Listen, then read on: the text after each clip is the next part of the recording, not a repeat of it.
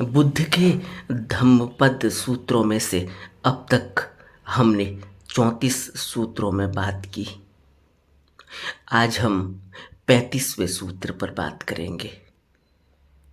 बुद्ध श्रावस्ती में एक भिक्षु को उपदेश देते हुए कहते हैं कि चंचल एवं इच्छानुसार भागने वाले मन का दमन करना उत्तम है। दमन किया गया चित्त सुखकारी होता है। चंचल एवं इच्छानुसार भागने वाले मन का, इच्छानुसार एक बंदर मन होता है, एक बाल मन होता है। चंचल है, कहीं रुकता नहीं, कहीं ठहरता नहीं। बच्चे को आपने देखा होगा, वो जहां भी उसकी नजर पड़ती है, जो भी चीज उसको लुभावनी मालूम होती है, वह उसी लुभावनी चीज को पाने के लिए लालायित हो जाता है। रोना बिलखना शुरू कर देता है, जिद करता है, मांग करता है, और अगर न दो तो जमीन में लोटपोट हो जाएगा।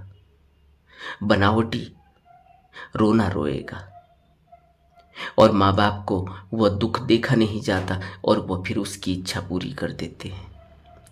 और थोड़ी ही देर में फिर वह किसी और वस्तु को देखता है, फिर उसे वह वस्तु चाहिए। थोड़ी ही देर में उसका मन भर जाता है, फिर उसे कोई नई वस्तु चाहिए। यह चंचल एवं इच्छानुसार भागने वाला मन है। ऐसा मन कभी भी कुछ भी हासिल नहीं कर सकता। ऐसा मन सिर्फ दुख और संताप के सिवा कुछ भी नहीं हासिल कर पाता। ऐसा मन कभी भी शांति, कभी सुख नहीं पा सकता, क्योंकि वह कहीं रुकता ही नहीं। क्योंकि वह जो भी वस्तु को पाता है, उस वस्तु से जल्दी ही वह विरक्त हो जाता है। ऐसा व्यक्ति कभी ध्यान भी नहीं कर पाता। मनुष्य का उद्देश्य क्या है जीवन का? मनुष्य के जीवन का उद्देश्य है कि उसे सुख मिले, शांति मिले, उसे वैभव मिले, उसे दुनिया की सब सुख देने वाली चीजें मिले। और सबसे उत्तम पद जो वो प्राप्त करना चाहता है, वह है कि उसे ध्यान का रस मिले, उसे भगवत्ता प्राप्त हो, उसे भगवान के दर्शन हो। जीवन का यही तो उद्देश्य है। हर मनुष्य के जीवन का उद्देश्य यही है कि उसे सुख और शांति मिले। लेकिन होता क्या है, सुख और शांति के पीछे हर मनुष्य पड़ा हुआ है। हर मनुष्य भाग रहा है सुख और शांति को इकट्ठा करने के लिए, लेकिन हाथ दुख आता है, हाथ अशांति आती है। उल्टा होता है। इसलिए उल्टा होता है क्योंकि मनुष्य समझ ही नहीं पा रहा है कि चंचल एवं इच्छानुसार भागने वाला मन है। मन में स्थिरता चाहिए, और मन में स्थिरता के लिए मनुष्य को बुद्धों के बताए हुए रास्ते पर चलना होगा, उनके उपदेशों को अपने जीवन में उतारना होगा। शांति तो तभी मिलेगी, सुख तो तभी मिलेगा अगर कोई व्यक्ति अपने से सुख और शांति पा सकने वाला होता, तो शायद ही किसी को भगवान की आवश्यकता होती, किसी को ध्यान की आवश्यकता होती। लेकिन होता उल्टा है।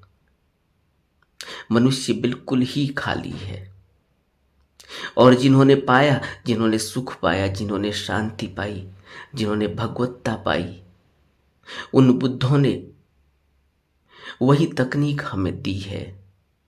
उसी तकनीक से हमको भी सुख और शांति पाने के लिए प्रेरित करते हैं, लेकिन हम उनकी इच्छा के अनुसार नहीं चलते, फिर हम अपनी इच्छा के अनुसार चलते हैं। और हमारी उतनी देखने की आंख नहीं है, हमारा उतना बड़ा दायरा नहीं है। हम बहुत छोटी छोटी वस्तुओं में अपने मन को लगा देते हैं। उन छोटी छोटी वस्तुओं से कुछ भी पाया नहीं जाता। कभी भी ध्यान के सिवाय जो भी हम पाने की कोशिश कर रहे हैं, उससे हमें कुछ मिलता नहीं। थोड़े वक्त के लिए हमें लगता है कि हमें खुशी मिल रही है, थोड़े वक्त के लिए हमें मिलता है कि हमें सुख मिल रहा है, लेकिन वक्त आते आते वह सुख दुख में बदल जाता है, वह खुशी फिर गम में बदल जाती है। और फिर वही अशांत मन, फिर वही चंचल मन, फिर नए सुख की तलाश करता है, नई शांति की तलाश करता है। बुनियादी भूल जहाँ है उसको देखना होगा। और बुनियादी भूल बुद्ध हमें बता रहे हैं कि चंचल एवं इच्छानुसार भागने वाला मन, जिस पर कोई भी लगाम नहीं है, जो इच्छा उठी उसी इच्छा को पूरा करने के लिए वह लालायित हो जाता है, भागने लगता है। और उसकी इतनी देखने वाली आंख नहीं है, इतनी परखने वाली आंख नहीं है कि वह जिस इच्छा को पूरा करना चाह रहा है उससे सुख मिलेगा नहीं। एक व्यक्ति स्त्री के मोह में पड़ जाता है, स्त्री के प्यार में पड़ जाता है, और न जाने अपना कितना कीमती वक्त बर्बाद करता है। अभी कुछ ही दिनों पहले मुझे एक मित्र ने बताया कि उनका एक दोस्त, उनका जानने वाला किसी स्त्री के प्रेम में पड़ गया, और जब साथ में रहने की बात आई तो उस स्त्री ने कहीं और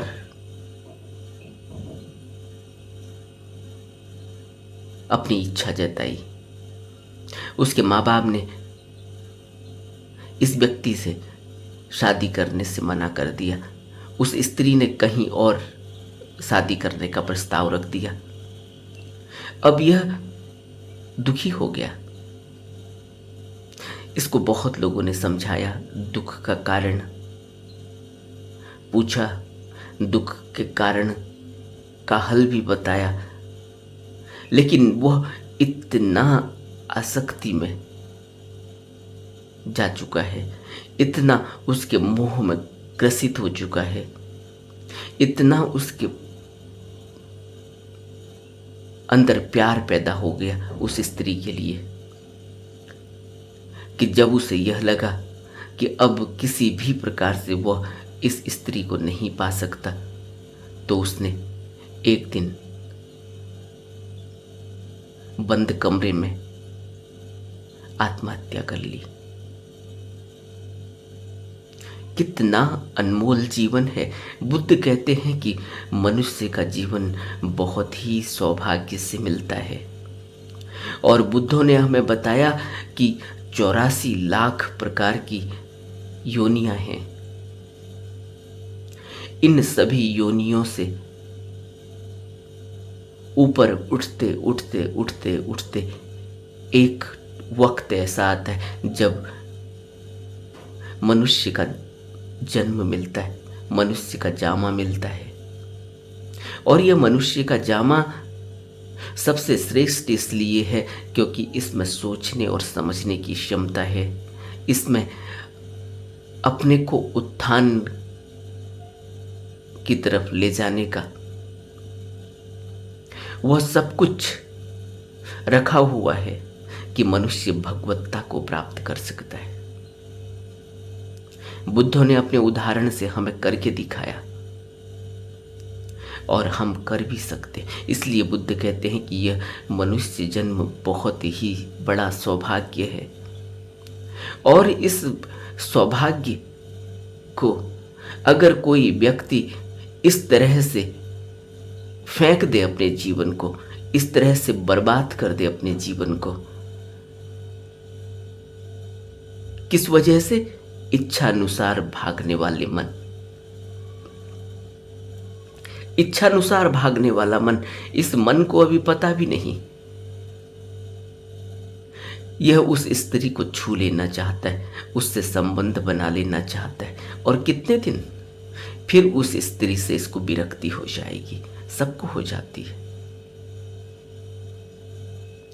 फिर कहासुनी होती है, फिर झगड़ा झांसा होता है, फिर मनुष्य अपना जीवन वैसे ही रोता पीटता, रोज रोता है, रोज गिड़गिड़ाता है, रोज पीटता है, रोज लड़ाई झगड़ा करता है, और फिर वैसे ही धकेलता है अपने जीवन को।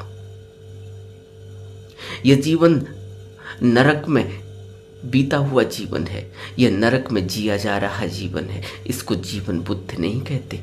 बुद्ध तो कहते हैं कि जीवन तो वह जिसने अपने मन को अपने वश में कर लिया, मन का दमन कर लिया। क्योंकि दमन किया गया चित्त सुखकारी होता है, यह बुद्ध के उपदेश हैं। दमन, दमन शब्द नकारात्मक प्रतीत होता है, लेकिन दमन नकारात्मक शब्द नहीं है इस संबंध में जहां मन की बात आती है। क्योंकि मन के दमन से जो मिलता है वह बहुत बड़ा है, उसकी तो मन कल्पना भी नहीं कर सकता, सोच भी नहीं सकता, क्योंकि वह सोच और समझ से ऊपर की बात है। और जब दमन की बात आती है, दमन हम कहते हैं कि जब किसी व्यक्ति को दबा दिया गया हो, उसकी इच्छाओं का दमन कर दिया गया हो, उसको उसकी स्वतंत्रता का दमन कर दिया गया हो, उसको अंधेरे में डाल दिया गया हो। लेकिन यहां तो हम मन के साथ जो कुछ भी करेंगे दमन के संबंध में, उससे हमें अच्छे ही परिणाम मिलने वाले। क्योंकि मन का दमन बुद्ध जिस तकनीक से बताते हैं उससे करने पर मन दमन दमित होता है, लेकिन जो प्राप्त होता है उसके दमन से वो बहुत ही बड़ा है। वह बहुत बड़ा इसलिए है क्योंकि उससे हमें निर्वाण की प्राप्ति होती है, उससे हमें स्वतंत्रता मिलती है, इस जन्म मरण से छुटकारा मिलता है, इस भव के दुख से छुटकारा मिलता है। इसलिए वह दमन सुखकारी है। दमन साधारणतया दुखकारी होता है, लेकिन मन का दमन दुखकारी नहीं होता अगर वह बुद्ध के बताए हुए उपदेशों के अनुसार किया जाए। हाँ, अगर मन को अपने से रोकने की कोशिश की, बिना किसी युक्ति के, बिना किसी दीक्षा के, बिना किसी बुद्धों की शरण लिए हुए, बिना किसी गुरु के, अगर हमने मन को दमन करने की कोशिश की तो ये रिएक्ट करता है। और इसका रिएक्शन, क्योंकि हमें कुछ सूझता नहीं, हमें कोई सहारा मिलता नहीं, हमें कोई युक्ति मिलती नहीं, हमें कोई इस मन से, मन की इच्छा से कुछ बड़ा नहीं मिलता, इसलिए मन रिएक्ट करता है। जब भी साधारणतया संतों ने हमें समझाया कि अगर कोई व्यक्ति से कुछ निकालना हो जो उसके हाथ में है, तो उस हाथ में जो कुछ भी है उससे मूल्यवान चीज उस हाथ में रखनी होगी। अगर किसी व्यक्ति के हाथ में 100 रुपये हैं और उस 100 रुपये को हम पाना चाहते हैं तो उसको हमें 100 रुपये से ज़्यादा की मूल्यवान वस्तु देनी होगी। वो तुरंत उस 100 रुपये की मुट्ठी को खोल देगा। इसी तरह से मन को दमन करने का अर्थ है कि बुद्ध की बताई हुई तकनीक से मन को इस इच्छा से बड़ा कुछ दिया जाए जिस इच्छा के लिए वो लालायित है। इसलिए बुद्ध कहते हैं कि दमन किया गया चित्त सुखकारी होता है, क्योंकि जो मिलता है वो बहुत बड़ा है। उसकी कोई कीमत आंकी नहीं जा सकती। और चंचल मन, बंदर मन कभी भी न तो इस संसार में कुछ पा सकता और सुखी हो सकता, और न ही परमार्थ में कुछ पा सकता, परमार्थ में कुछ सुखी हो सकता। वो व्यर्थ ही अपना जीवन गंवा कर चला जाता है। इस चंचल मन को रोकने के लिए ही इतनी तकनीक पैदा की गई। मनोवैज्ञानिकों ने तरह तरह की तकनीकें मनुष्य के मन को, इस चंचल मन को स्थिर करने के लिए बताई। शुरुआत में मन बहुत चंचल होता है। एक बच्चे का मन है, उस बच्चे के चंचल मन को स्थिर करने के लिए उसको कहीं लगाना पड़ता है, कहीं टिकाना पड़ता है। हम सहारा लेते हैं स्कूल का, स्कूल की किताबों का। स्कूल में उसको उस तरीके से उसके मन को स्थिर करने के लिए, रोकने के लिए, उसको कहीं प्रोडक्टिव तरीके से लगाने के लिए उसको पेंटिंग करवाई जाती है, उसको स्केचिंग करवाई जाती है, उसको चित्रों के जरिए हम समझाते हैं, उसको प्ले के जरिए, खेलकूद के जरिए, उसको मनोरंजन के सहारे समझाया जाता है, लगाया जाता है, ताकि मन लगे, मन टिके, तो वो कुछ सीखे, कुछ समझे। और जैसे ही मन स्थिर होता है वैसे ही वो कुछ सीखता है। जिस तरह से बहती हुई नदी में कभी अपनी शकल नहीं देखी जा सकती, अपनी तस्वीर नहीं बनती, उसी तरह से चंचल चित्त में कुछ भी आध्यात्म असर नहीं करता। चंचल चित्त को आध्यात्म का पता नहीं चलता, क्योंकि वो इतनी तेजी से भाग रहा है और स्थिरता से ही कुछ पाया जा सकता है। इसीलिए अगर कभी भी आध्यात्मिकता में, कभी भी आध्यात्म में अगर हमने कुछ पाया है तो वो मन को स्थिर करके ही पाया है, वो ध्यान के जरिए ही पाया है। आज तक का इतिहास बुद्धों का यह कहता है, आज तक की वाणी बुद्धों की यह कहती है। चाहे वो नानक हों, चाहे वो गोरख हों, चाहे वो कबीर हों, चाहे वो दादू हों, चाहे वो पलटू हों, चाहे वो मीरा हो, चाहे वो बुद्ध हों, चाहे वो महावीर हों, सभी ने ध्यान के ऊपर बहुत बहुत बहुत कुछ कहा, ध्यान करने के लिए प्रेरित किया, मन की स्थिरता पर जोर दिया, मन को टिकाने पर, मन को रोकने पर जोर दिया, अनुशासन दिए, नियम दिए, संयम दिए। इसीलिए क्योंकि अगर मन रुकेगा नहीं तो फिर वो कुछ भी हासिल नहीं कर सकता। वो व्यर्थ में अपना जीवन बर्बाद करके जीवन को फेंक कर चला जाता है। एक सुंदर स्त्री को छू लेने की उसकी इच्छा होती है, वह उस स्त्री को अपना बनाना चाहता है, उससे शादी करना चाहता है, घर बसाना चाहता है। और अगर बीच में कुछ ऐसा अवरोध आ गया तो वो अपनी जान दे देता है। या एक व्यक्ति पढ़ाई के जरिए साइंटिस्ट बनना चाहता है, डॉक्टर बनना चाहता है, इंजीनियर बनना चाहता है, और अगर न मिले उसे, वो न पा सके उसको, तो वो आत्महत्या कर लेता है। कितने बच्चे आजकल इस तरह के कदम उठा रहे हैं। कारण क्या है? कारण है चित्त चंचल है, उसमें संयम नहीं है, वो इच्छानुसार भागने वाला मन। उसके पीछे समाज का भी बहुत बड़ा योगदान है, घर का भी बहुत बड़ा योगदान है। आज बच्चा पैदा नहीं होता, माँ बाप पहले ही उसको किस दिन पैदा होना चाहिए बच्चा, उस दिन की तारीख में सर्जरी कर देते हैं, ऑपरेशन से बच्चा पैदा हो जाता है। यह दिन शुभ है। अब इन माँ बाप को क्या पता है कि यह दिन शुभ है या नहीं? ये क्या जानते हैं? वो बच्चा अपनी नियति लेकर आया है, वो बच्चा अपने संस्कार लेकर आता है, लेकिन माँ बाप के इस तरह की बातों में उस पर कितना असर पड़ता होगा। अब इन्होंने उस बच्चे को पैदा होने से पहले ही डॉक्टर बना लिया, उसको डॉक्टर बनाना है। पैदा होने से पहले ही उसका भविष्य इन्होंने निर्धारित कर दिया कि उसको डॉक्टर बनना है या उसको साइंटिस्ट बनना है।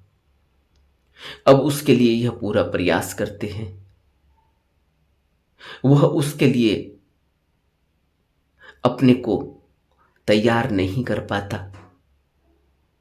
अगर करता भी है तैयार, अपने को बन भी जाता है डॉक्टर, तो वह तब भी खाली खाली ही होता है। और अगर नहीं बन पाया, फिर तो इन माँ बापों का हौसला टूट जाता है। यह तो दुखी और पीड़ित होते ही है, उस बच्चे को भी दुखी और पीड़ित करते हैं। अब यह अभिशाप वो बच्चा समझता है कि मैं इस घर में पैदा हो गया, यह मेरा अभिशाप है, क्योंकि मैं डॉक्टर नहीं बनना चाहता, यह मुझे डॉक्टर बनाना चाहते। एक जान बुरी तरह से ग्रसित हो जाती है। इस तरह से जीवन, इस तरह से समाज का योगदान है।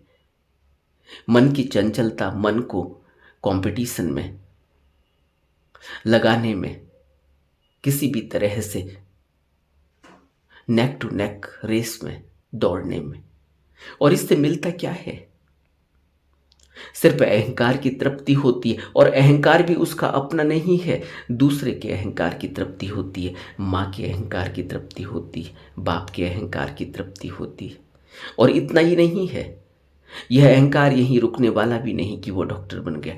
अब इनको और आगे, अब एक अच्छी बहू चाहिए जो इनका कहना माने, जो इनका जैसा करे, जो इनके साथ रहे। लेकिन इनकी आदतें ऐसी हैं कि वो साथ नहीं रह सकती, या उसकी आदतें ऐसी हैं कि वह इनके साथ नहीं रह सकती।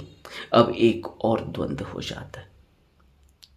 इस तरह से समाज बिखरता है, इस तरह से घर टूटते हैं, इस तरह से दिल टूटता है, इस तरह से मनुष्य की एक जो उसकी अपनी इंडिविजुअलिटी है, जो उसकी आइडेंटिटी है, वो बिल्कुल ही बदल जाती है।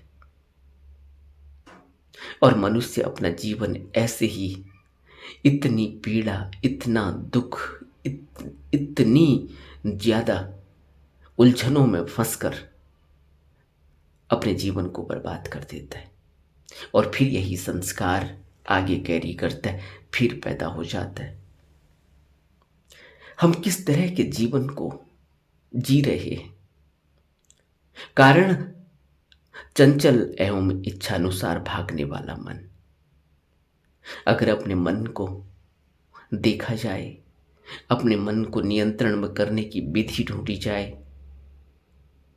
थोड़ा सा एकांत में बैठकर मनन किया जाए कि बुद्धों के अलावा किसी में कोई ऐसी ताकत नहीं जो मन को नियंत्रित कर सके।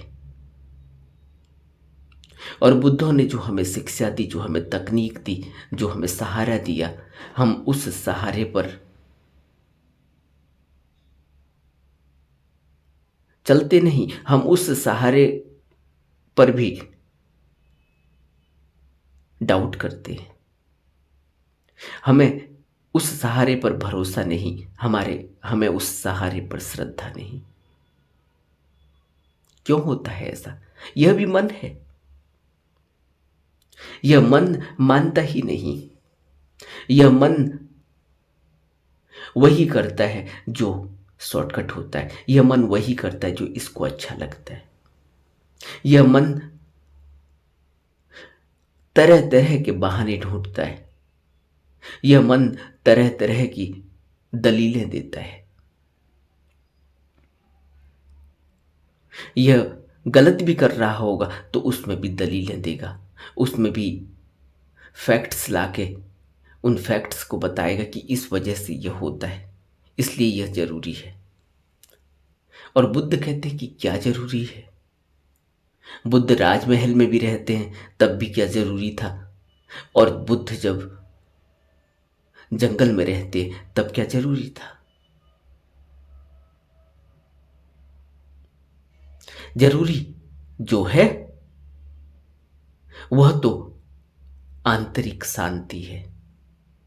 और जिसको भी आंतरिक शांति प्राप्त हुई, जिसको भी आंतरिक सुख मिला, वह फिर व्यर्थ के इन झंझटों में, व्यर्थ के इस भागदौड़ में, व्यर्थ के इस सांसारिक भोग विलासों में अपने जीवन को बर्बाद नहीं करता, अपने समय को बर्बाद नहीं करता। समय बहुत थोड़ा है और इतनी लंबी यात्रा के बाद मिला है, जैसा अभी कहा गया कि 84 लाख प्रकार की योनियां हैं, जिसमें देवता भी हैं। देवताओं से भी उच्च श्रेणी में मनुष्य को रखा गया। इसलिए कबीर साहब ने कहा कि इस देही को सिमरें देव। देव भी इस देही के लिए तरसते हैं कि कैसे ही एक बार मनुष्य का जामा मिल जाए, मनुष्य का जन्म मिल जाए, तो फिर अपनी यात्रा को, अपने उत्थान के लिए प्रयास किया जा सकता है। ध्यान के जरिए इस भव से मुक्त होया जा सकता है। जन्म मरण का यह बंधन इतना ही नहीं कि मनुष्य के लिए ही है, देवी देवताओं की भी उम्रें बहुत लंबी और कल्पों की हों भला।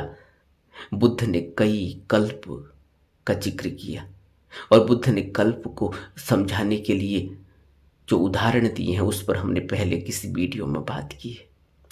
उन कल्पों के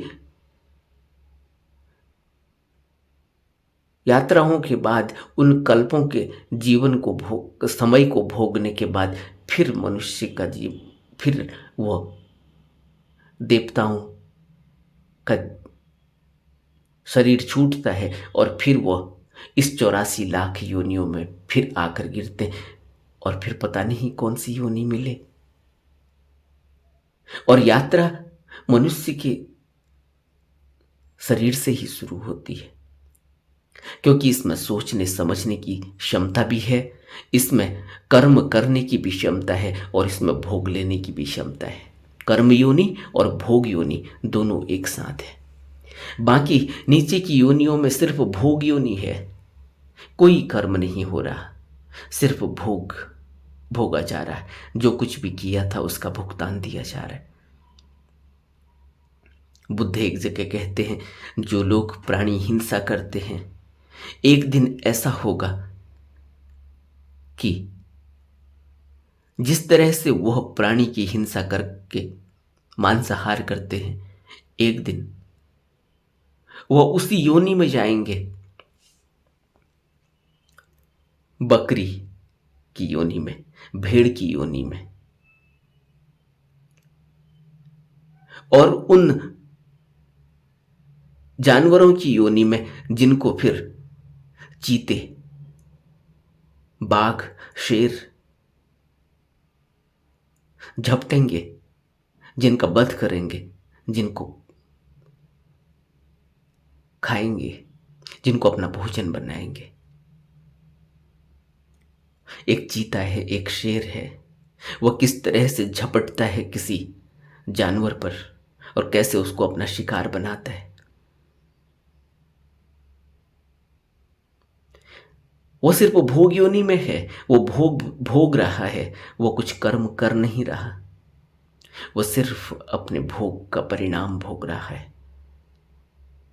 उसने जो किया वही सब उसको भोगना पड़ रहा है। लेकिन मनुष्य योनि में कर्म योनि भी है और भोग योनि भी, यहां कर्म भी किया जा सकता है। इसीलिए तो बुद्ध कहते हैं कि कुशल कर्मों के सहारे धीरे धीरे सभी अकुशल कर्मों का त्याग किया जा सकता है और कुशल कर्मों के सहारे मनुष्य अपने स्वार्थ को दूर रखकर, अपने स्वार्थ से ऊपर उठकर लोक हित में कर्म करता है। उसका अपना कुछ भी नहीं होता, वह साक्षी भाव से जो भी कर्म करता है उसमें उसका कोई कर्ता नहीं होता, और जहां भी कर्ता नहीं होता वहां कोई कर्म नहीं बनता। यह शिक्षा बिल्कुल ही सीधी और साफ है। और कर्ता जहां भी होगा, मैंने किया, मैंने पाया, मेरा बच्चा, मैंने, मेरा धन, मैंने यह जोड़ लिया, मेरा यह घर, मेरी यह गाड़ी, मेरा यह परिवार, यह मेरा कहने वाला यहां से कभी मुक्त नहीं हो पाता। यह मेरा कहने वाला चंचल मन है, इच्छा वाला मन है। और बुद्ध श्रावस्ती में एक भिक्षु को उपदेश देते हुए कहते हैं, कहानी कुछ इस प्रकार की है कि सावथी के जैतून में भगवान विहार कर रहे थे। उसी समय 60 भिक्षुओं ने प्रवज्ञा ग्रहण की और वे विचरण करते करते एक पहाड़ की तलहटी में एक गांव में पहुंचे। वहां एक स्त्री रहती थी उस गांव में, जिसको मातिका माता के नाम से पुकारते थे। वो बहुत ही दयालु थी और तथागत के धम्म में, संघ में, शरण में उसका पूरा विश्वास और पूरी श्रद्धा थी। वो त्रिरत्नों में समर्पित थी। उन भिक्षुओं के लिए भोजन का उचित प्रबंध करती जो उस गांव में आए 60 भिक्षु थे। उनके लिए उसने एक विहार का निर्माण भी करवाया ताकि भिक्षुओं को वर्षा में किसी भी प्रकार की तकलीफ न हो, दुख न हो। वो अपने ध्यान साधना के जरिए शीघ्र से शीघ्र उस मुकाम पर पहुंचे जिस वजह से वो घर छोड़कर आए हैं। यही उसकी हार्दिक इच्छा थी। इसलिए उसे लगता था कि यह भिक्षु गांव छोड़कर न जाएं, इनको सभी प्रकार की व्यवस्था की जानी चाहिए।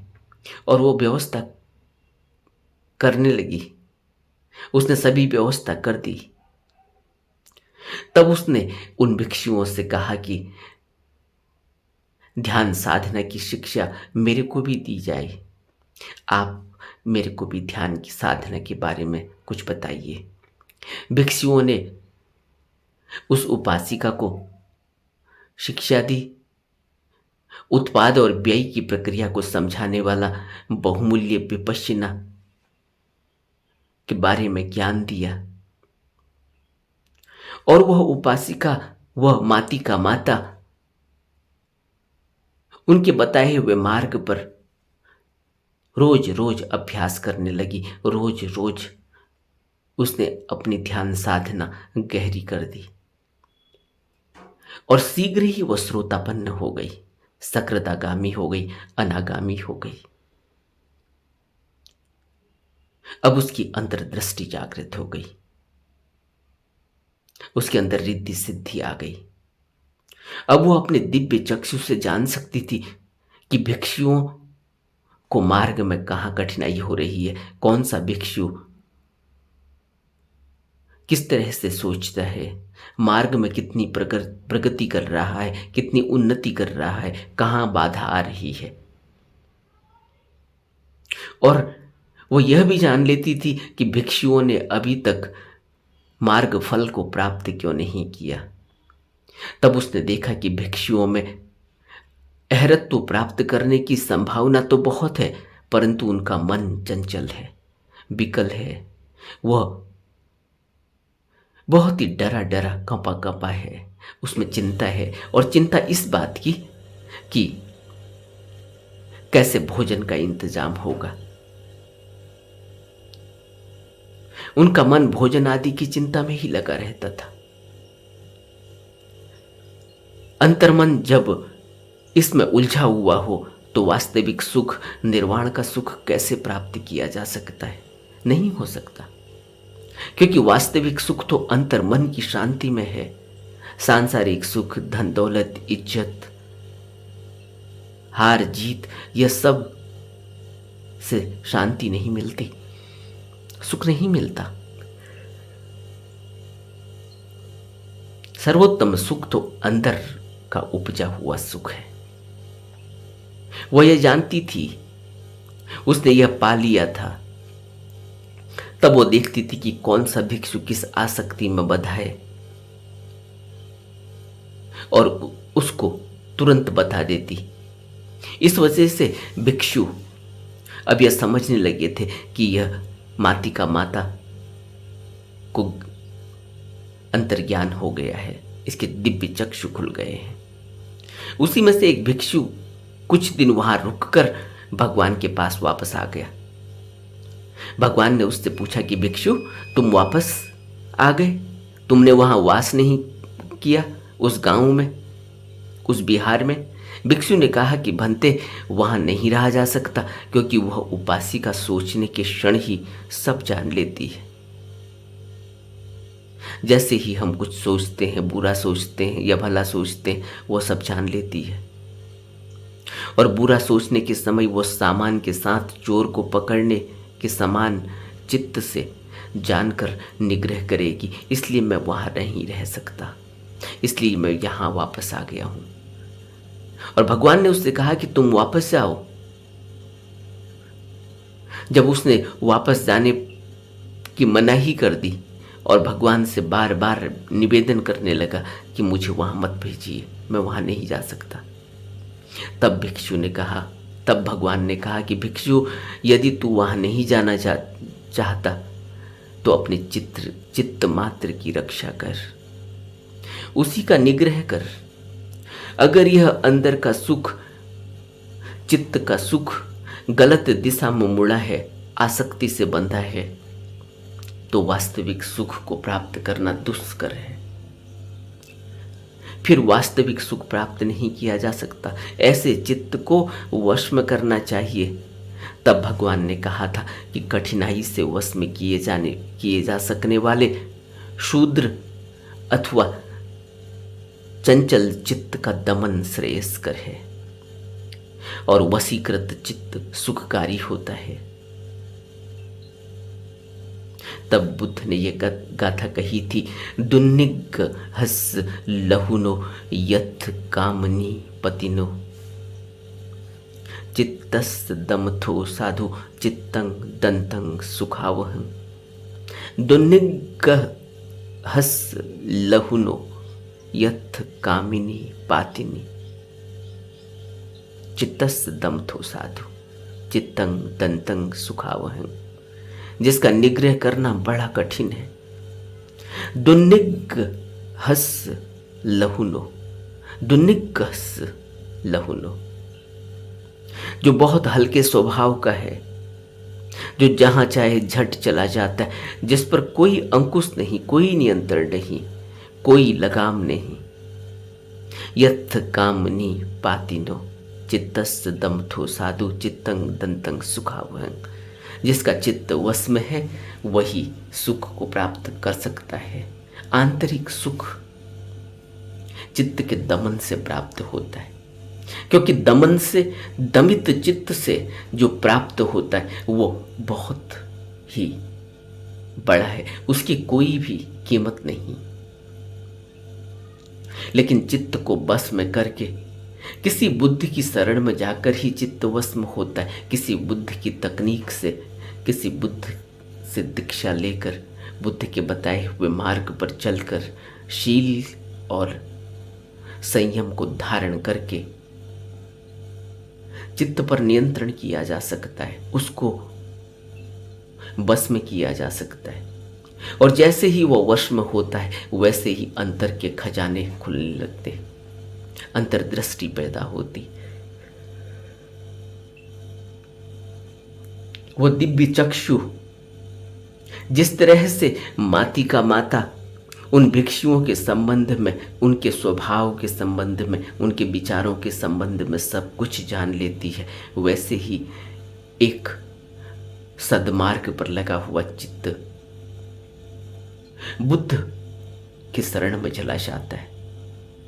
वह बुद्ध से वो रस लेता है, वो गुरु से वो प्रसाद लेता है, जिस प्रसाद के जरिए वह निरंतर आगे बढ़ता चला जाता है निर्वाण पथ पर, और एक दिन उसे निर्वाण की प्राप्ति हो जाती है, अहरित्व को उपलब्ध हो जाता है, बुद्धत्व को उपलब्ध हो जाता है। एक प्रक्रिया है मनुष्य के मन की, जो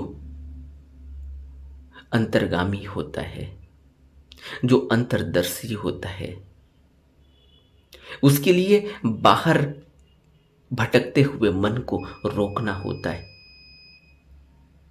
उसको अंतर्मुख करना होता है, और अंतर्मुख का अभ्यास हमें बुद्ध बताते हैं। बुद्ध की शरण में जाकर वो अभ्यास किया जाता है। संघ की शरण में जाकर मन पर नियंत्रण किया जाता है, मन को सेवा में लगाया जाता है, मन को एक चित्त किया जाता है, मन को सत्कर्म में लगाया जाता है। अगर हमारा व्यथित मन हो, दुखी मन हो, वह मन जो कहीं किसी भी प्रकार का सुख नहीं पा पाता, कुछ भी खा ले, कुछ भी पहन ले, कहीं भी रह ले, जो कुछ भी उसे मिल जाए वह अतृप्त ही बना रहता है, ऐसा दुखी स्वभाव वाला मन अंतर यात्रा नहीं कर पाता। अंतर यात्रा के लिए तो जो मन चाहिए वह बींधा हुआ होना चाहिए, वह बुद्ध की शरण में जाकर बींधा जाता है, वो विकार हीन हो जाता है, उसके सभी विकार गिर जाते हैं, और फिर वो स्वयं ही आंतरिक दिशाओं में चलता है, अंतर्मुख होकर यात्रा करता है। वह अंतर्मुख होकर जब यात्रा करता है तो वह निर्वाण की तरफ की ही यात्रा होती है, और तब उसे जो उपलब्धि होती है वह सांसारिक उपलब्धि नहीं है। संसार से उस उपलब्धि का कोई लेना देना नहीं। इसलिए बुद्ध कहते हैं, चंचल एवं इच्छानुसार भागने वाले मन का दमन करना उत्तम है। दमन किया गया चित्त सुखकारी होता है। दुन्निक हस लहुनो यथ कामनी पातिनो चित्तस दमथो साधु चित्तंग तंतंग सुखावहन। जिसने भी चित्त का दमन किया उसी को सुख प्राप्त होता है। चित्तंग दंतंग सुखावहं। नमो बुद्धाय।